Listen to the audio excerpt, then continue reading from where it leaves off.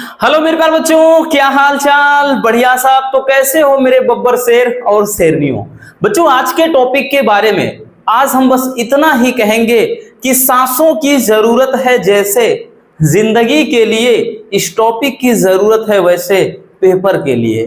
जी हाँ बच्चों, क्योंकि ये टॉपिक आपके बोर्ड एग्जाम के नजरिए से बहुत बहुत बहुत ही ज्यादा इंपॉर्टेंट है। हम बात कर रहे हैं भैया दो समांतर धारावाही चालक तारों के बीच उत्पन्न बल का व्यंजक।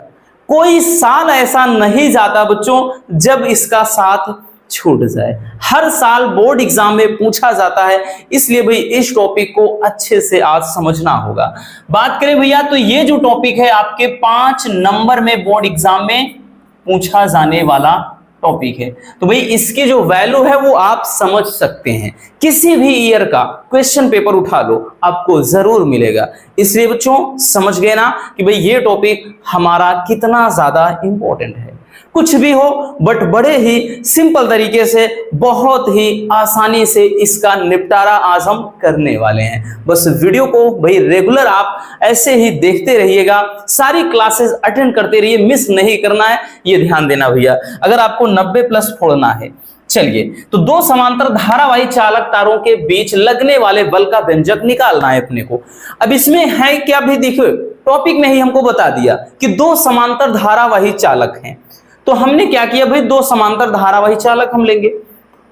तो जो माना जाना वाली चीजें हैं भाई, सबसे पहले कि माना दो समांतर धारावाही चालक तार PQ तथा RS परस्पर R दूरी पर रखे हैं। तो हम क्या करते हैं भैया, दो तार ले लेते हैं ना रसगुल्लों।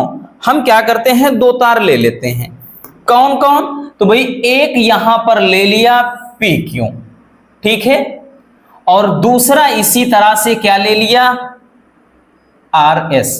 PQ RS दो तार हमने ले लिया। समझ में आया भाई? इतनी बात तो समझ में आ गई होगी कि दो तार PQ RS, इसका नाम क्या दे देते हैं अपन, ये है भाई PQ, ठीक, और ये क्या है RS। PQ RS ये है। अब कह रहा है कि ये क्या है भैया, कि ये परस्पर R दूरी पर रखे हैं। तो मतलब बच्चों इनके बीच की जो दूरी है वो क्या है भाई, वो है R। तो R दूरी पर रखे हैं। आगे देखते हैं अपन क्या है कि इसमें जो धारा है क्रमशः I1 व I2 धारा बह रही है। तो इसमें हम धारा प्रवाहित करेंगे I1 व I2, ठीक, इसमें I1 धारा प्रवाहित करते हैं और इसमें I2 धारा। अब एक चीज यहां पर समझने वाली बात है, पेपर में कई बार इस तरह से पूछा गया है कि दो समांतर धारावाही चालक तारों के बीच लगने वाला बल किस प्रकार होगा यदि उनमें समान दिशा में धारा बह रही है, दूसरा यदि उनमें विपरीत धारा बह रही है, या फिर कहेगा कि आकर्षण बल कब लगता है, प्रतिकर्षण बल कब लगता है। भाई 2023 के पेपर में भी ये पूछा गया है, 24 में भी आया है। तो बच्चों ये पहले जान लेते हैं कि दोनों तारों के बीच कब आकर्षण बल लगेगा, कब प्रतिकर्षण बल लगेगा, फिर उसके बाद हम इसके लिए व्यंजक निकालेंगे। समझिए भाई, सबसे पहले जान लेते हैं भाई, अगर आपको पता हो भैया, अगर धारा समान दिशा में बहे, जैसे देख रहे हैं दोनों का डायरेक्शन कहां है, ऊपर की ओर है। अगर तारों के बीच में, मतलब सॉरी बीच में नहीं, यदि तारों में समान धारा यानी धारा एक ही दिशा में बहे, एक ही दिशा में धारा बहे, ऐसे केसेस में उनमें क्या लगता है, तो ऐसे केसेस में लगता है बच्चों आकर्षण बल। कौन सा बल? आकर्षण। बोले तो इनमें क्या एक दूसरे पर ये बल आरोपित करेंगे, आकर्षण बल होगा भैया। यदि दोनों में जो धारा की दिशा है बदल जाए, एक में मान लेते हैं I1 ऊपर की ओर जा रही है, दूसरा नीचे की ओर, ऐसे केसेस में जो बल लगेगा भाई वो क्या होगा, प्रतिकर्षण। प्रतिकर्षण कौन सा बल बच्चों, प्रतिकर्षण। तो समझ गए रसगुल्लों, आकर्षण बल कब लगेगा, प्रतिकर्षण बल कब लगेगा। यदि धारा एक ही दिशा में बह रही है देन ऐसे सिचुएशन में आकर्षण बल लगेगा।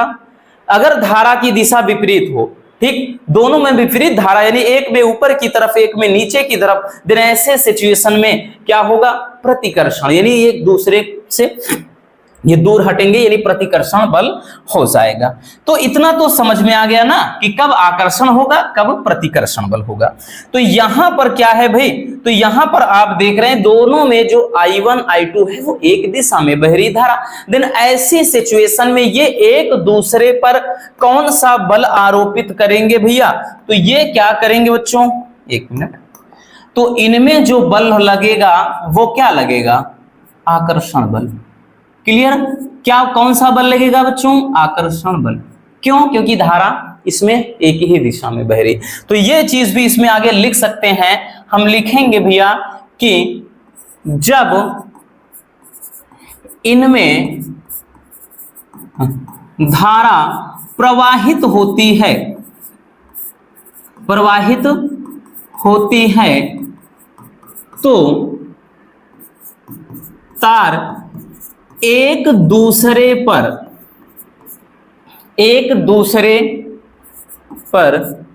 बल आरोपित करते हैं, बल आरोपित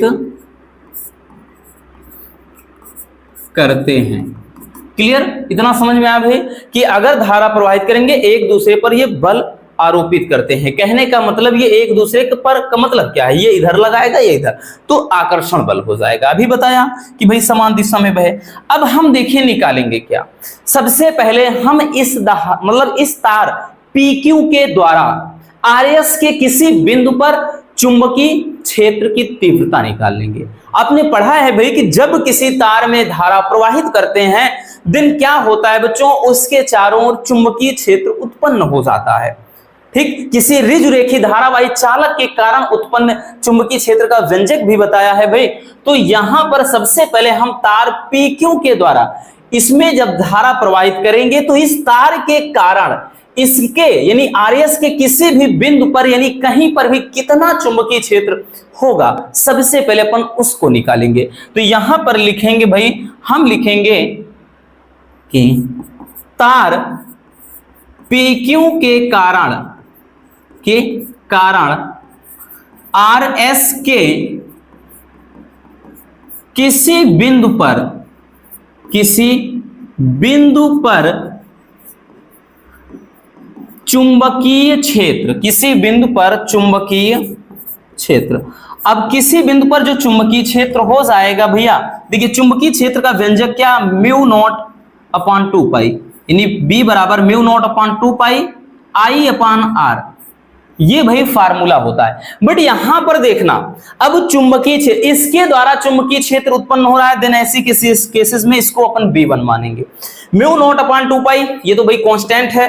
अब यहां पर इस तार के कारण हो रहा है तो भाई यहां पर क्या हो जाएगा, I1 हो जाएगा। बाकी R तो आपका इसके बीच की दूरी है ही। तो ये हमने क्या निकाल लिया, चुंबकीय क्षेत्र। अब चुंबकीय क्षेत्र निकालने के बाद अब हम निकालेंगे कि RS की जो L लंबाई है, यानी RS की जो L लंबाई यानी तार की जो लंबाई है उस लंबाई पर कितना बल आरोपित होता है। तो वो चीज अब हम निकालेंगे। तो लिखेंगे भैया कि लिखेंगे तार RS की L लंबाई पर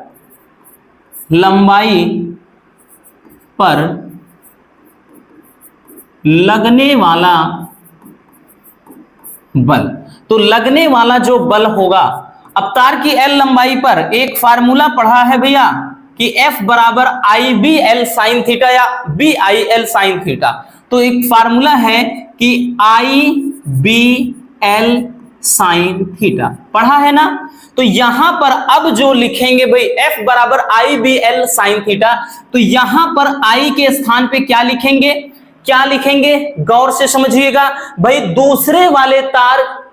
दूसरे वाले तार की हम लंबाई प्रति लंबाई पर या प्रति मीटर लंबाई पर बल निकाल रहे हैं। तो इसमें धारा जो है भैया वो क्या है, I2 है।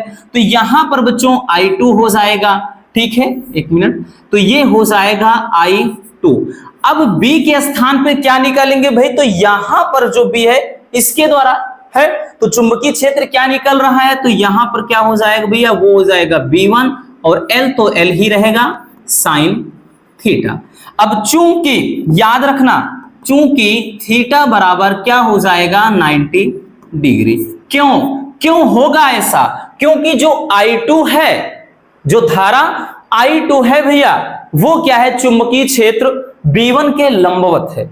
ठीक, कहने का मतलब ये तार ही क्या है, कागज के तल के लंबवत है, तो जो धारा I2 है वो क्या है, B1 के लंबवत है। ऐसे केसेस में थीटा बराबर 90 डिग्री हो जाएगा। तो यहां पर अपन इसको लिख सकते हैं भाई कि F बराबर I2 B1L।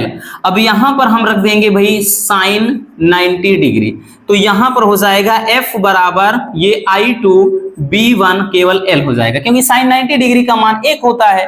अब मान रखेंगे भाई F बराबर ये हो जाएगा I2, अब गुणे ये जो B1 है, B1 का मान क्या है भाई, तो B1 का मान है mu naught upon 2 pi I upon R।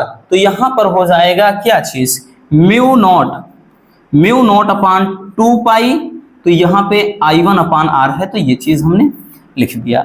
गुणे में ये क्या है, L है। इसको अपन इधर ले लेते हैं, इसको जब इधर ले लेंगे भाई तो ये क्या हो जाएगा, समझिएगा बच्चों। तो यहां पर देखिए ये प्रति मीटर लंबाई पर हम बल निकाल रहे हैं, तो F अपॉन L इसको लिख देंगे ऐसे, ठीक। या फिर एक बार इसको थोड़ा ऐसे लिख लेते हैं, 1 मिनट।